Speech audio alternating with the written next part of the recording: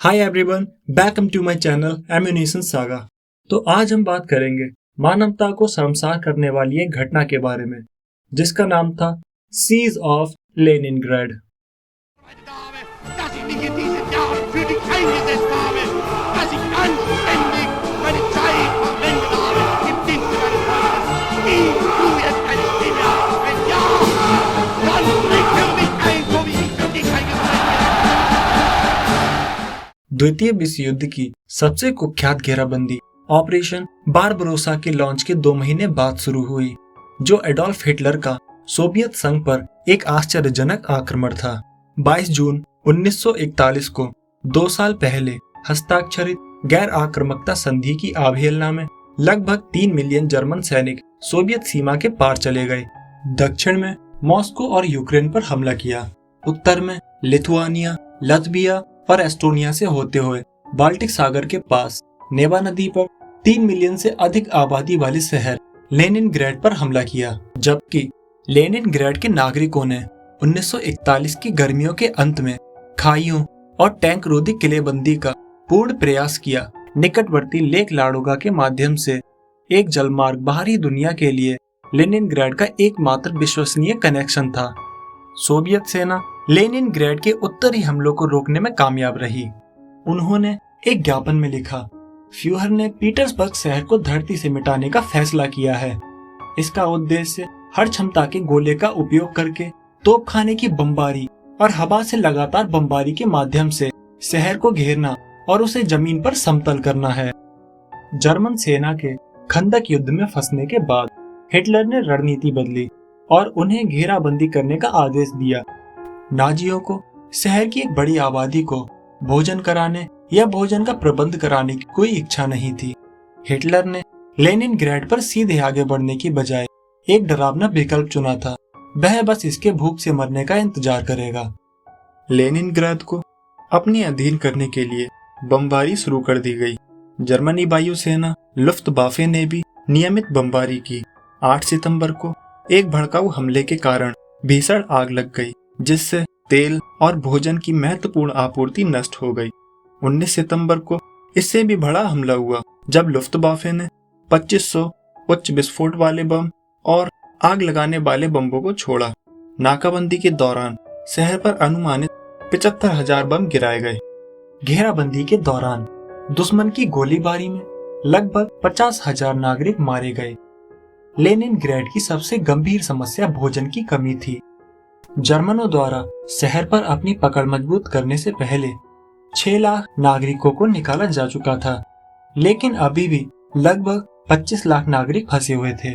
Soviet ने Leningrad के लिए लेक लाडोगा झील के पार से भोजन पहुंचाने में मदद की, जो कि लेनिनग्राड के लिए एकमात्र खुला मार्ग था। भोजन और ईंधन को नौकाओं द्वारा पहुंचाया जाता था।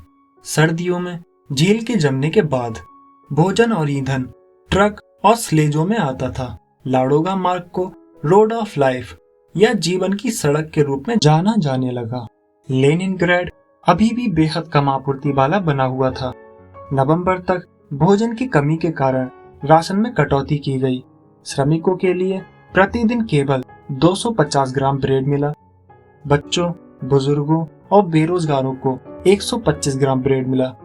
1941 से 1942 की कड़ाके की ठंड के दौरान लेनिनग्राड भूखमरी की महामारी से हिल गया था, जिसमें एक माह में 1 लाख से अधिक लोगों की जान चली गई।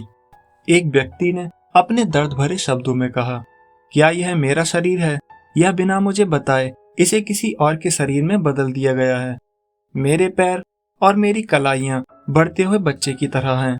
मेरा पेट अंदर की ओर चला गया है। मेरी पसलियां आपस में चिपकी हुई हैं। अपनी हताशा में लोगों ने पेट्रोलियम जेली, गोंद से लेकर चूहों, कबूतरों और घरेलू पालतू जानवरों तक सब कुछ खा लिया।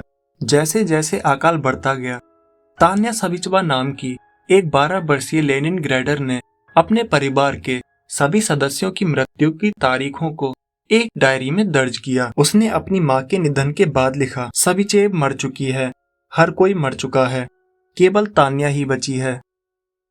हंगरी विंटर के नाम से जाने जाने वाले समय के दौरान लेनिनग्राड में इसी तरह की हजारों त्रासदियां हुई और फिर भी शहर निजी घेराबंदी के खिलाफ खड़ा रहा। 1942 की शुरुआत में सोवियत ने लगभग 5 लाख नागरिकों को लेक लाडोगा पर जीवन की सड़क या रोड ऑफ लाइफ के पार निकाला, जिससे पीड़ितों की संख्या 10 लाख रह गई। लेनिनग्रेड के बचे लोगों ने बमबारी से निकले मलबे को हटाने और अपनी सड़कों पर पड़े मृतकों को दफनाने के लिए एक संपूर्ण सफाई अभियान चलाया। पूरे शहर में आंगनों और पार्कों में बगीचे लगाए गए।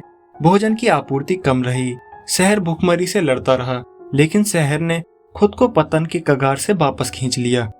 अगस्त 1942 में लेनिनग्रेड ने संगीतकार दमित्री शोस्ताकोविच की 7वीं सिम्फनी के प्रदर्शन की भी मेजबानी की, जो घेराबंदी की शुरुआती दिनों में लिखी गई थी। आखिरकार अगले वर्ष की शुरुआत में स्थिति बदलना शुरू हो गई। सोवियत ने पहले ही नाकाबंदी को तोड़ने के कई असफल प्रयास किए थे। जनवरी 1943 में रेड आर्मी ने नाजियों से एक छोटा पुल हासिल कर लिया। इंजीनियरों की मदद से एक विशेष रेलवे लिंक बनाया गया और वर्ष के अंत तक लगभग 5 मिलियन भोजन टन और आपूर्तियां लेनिनग्रेड तक पहुंचा दी गईं। जर्मनों की ओर से गोलाबारी और बमबारी में वृद्धि के बावजूद एक समय भूख से मर रहा शहर फिर से जीवंत हो उठा। इसके कारखानों में अब लगभग 80% महिलाएं थीं। जल्द ही भारी मात्रा में मशीनरी और गोला बारूद का उत्पादन करने लगे। लंबे समय के बाद सफलता 1944 की शुरुआत में मिली, जब रेड आर्मी ने एक आक्रामक हमले में लगभग 10 लाख लोग और 1600 टैंकों को जुटाया और जर्मनी सीमाओं पर हमला किया। 27 जनवरी 1944 को लगभग 900 दिनों के बाद जीत की घोषणा कर दी गई। लेनिनग्रेडर ओल्गा ग्रेचना ने लिखा, लोग बोध का लाए, हमने गाया, चिल्लाए, हंसे, लेकिन फिर भी यह दुखद था, नुकसान बहुत बड़ा था। कुल मिलाकर लेनिनग्रेड की घेराबंदी में अनुमानित 8 लाख लोग मारे गए।